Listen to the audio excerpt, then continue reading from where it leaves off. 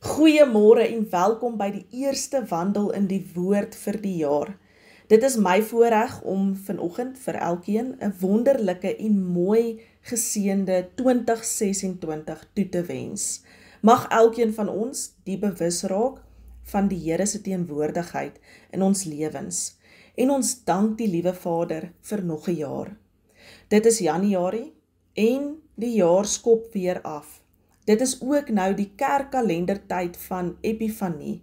Dit is 'n tyd van 'n nuwe begin, nuwe insigte en om weer te onthou dat God se lig skyn, selfs in die donker tye.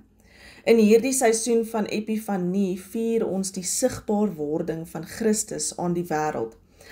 Dit is 'n tyd van ontdekking, onthulling en helderheid. En net miskien is dit presies wat ons almal nodig het aan die begin van 'n nuwe jaar. In Jesaja 60 vers 1 tot 3 lees ons van 'n kosbare Epifanie teks. En die teks lees: Kom Jerusalem, laat skyn jou lig. Vir jou het die lig gekom. Die magtige teenwoordigheid van die Here het vir jou lig gebring.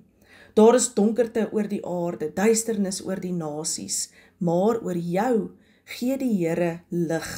Oor jou verskyn sy magtige teenwoordigheid. Nasies kom na jou lig toe en konings na die glans van die nuwe dag wat vir jou aangebreek het.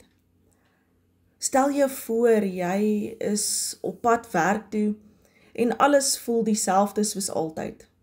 Selfde pad, selfde verkeer, selfde oggendmoegheid.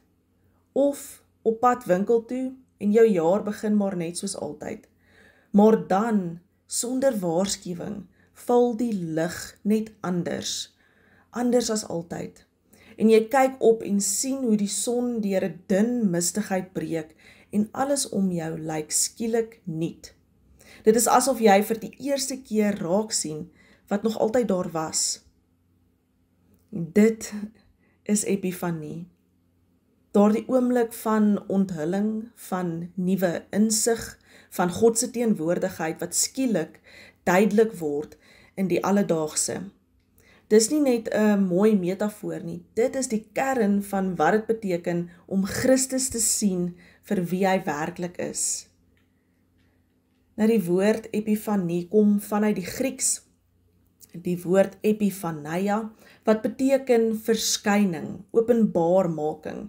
Nou in die antieke wêreld is hierdie woord gebruik wanneer 'n godheid sigbaar geword het, of 'n koning homself openbaar het.